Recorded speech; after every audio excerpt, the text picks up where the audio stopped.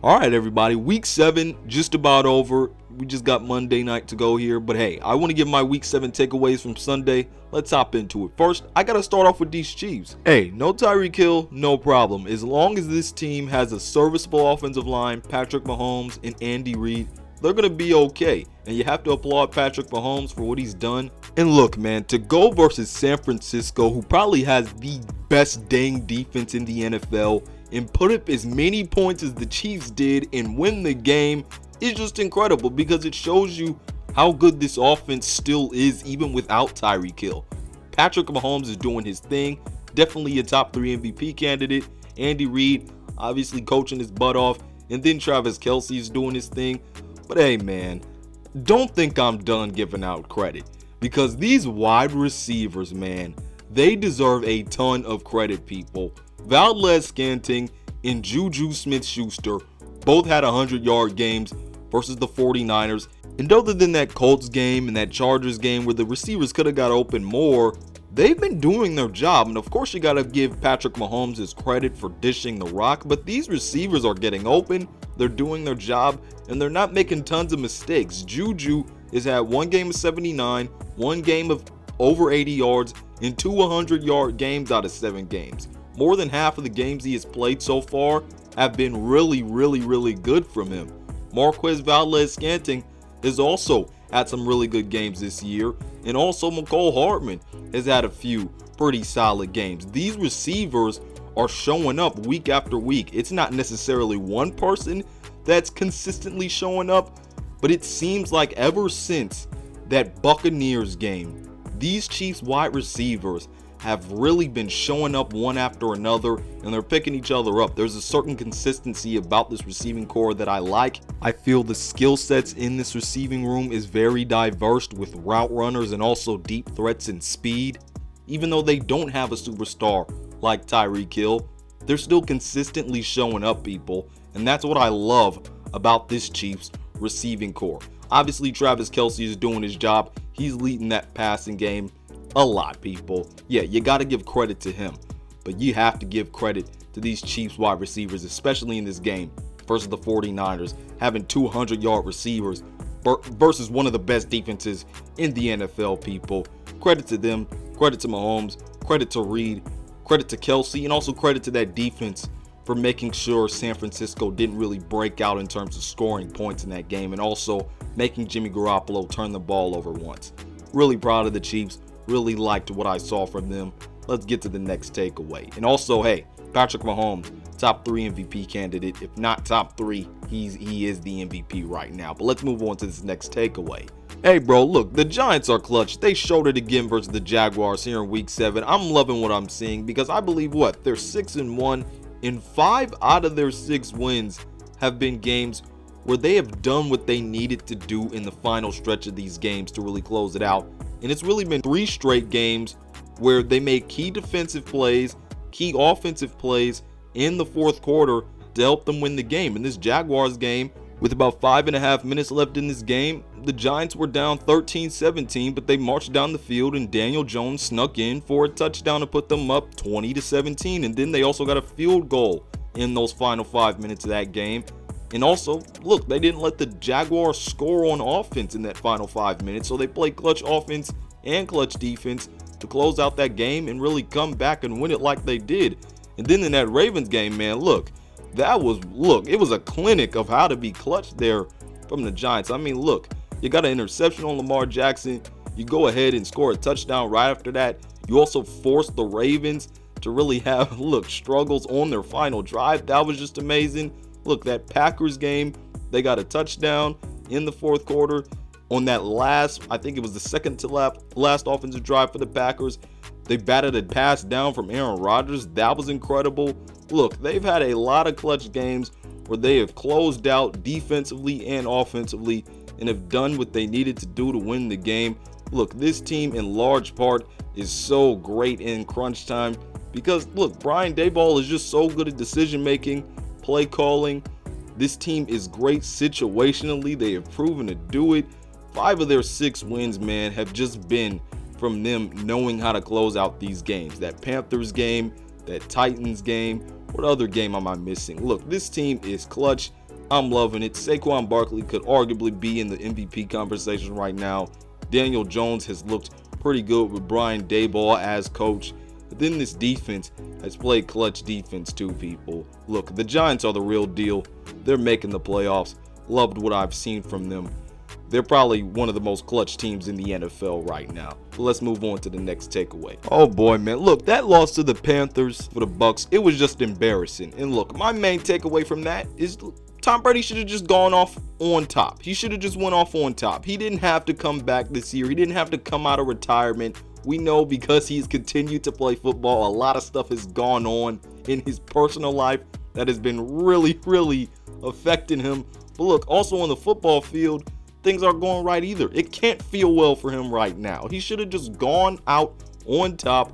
It's not looking good at all for him right now because not only is he looking bad on the football field right now, and that's something he could have avoided if he would have just retired and went out on top, but because he didn't retire, things are going wrong with his family right now. So look, this Panthers loss is just another example of that.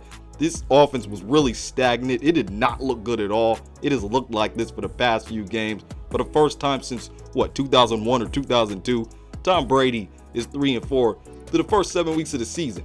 I mean, come on, that's crazy. It is not Tom Brady-esque right now that we're seeing right now. It's just disgusting. He should have just sat down because then he wouldn't be in this situation, and a lot of the stuff that's going on with his family right now would not be happening. He just should have hung it up. He should have went home. He should have retired. That's my takeaway from that Panthers game from them because they got embarrassed by one of the worst teams in the NFL. But hey, applaud to the Panthers for winning that game. They're also my next takeaway because I really love what I saw from Chuba Hubbard and D'Onta Foreman. Although they traded Christian McCaffrey, this running game still looks in good hands for the Panthers. I really loved what I saw versus the Bucs for that running game. D'Onta Foreman had over 100 yards. Chuba Hubbard had some pretty good yards, and he had a pretty nice touchdown for them. Liked what I saw from that run game. Liked what I saw from DJ Moore and PJ Walker.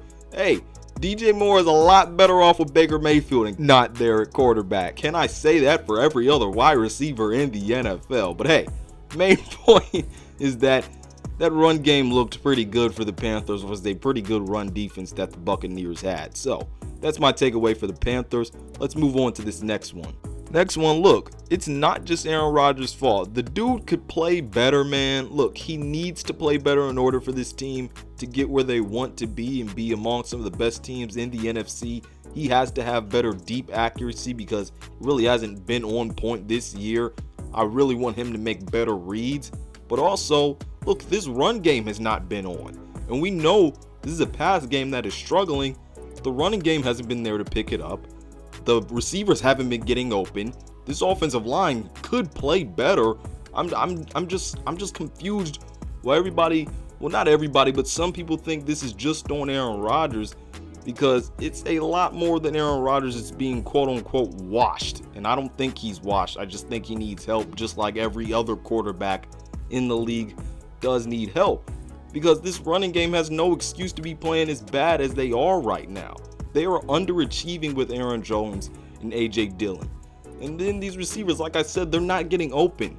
They're really inconsistent. Allen Lazard and Dobbs might have like one or two good games here and there, but then the next game they don't get open at all. They don't have a bunch of production.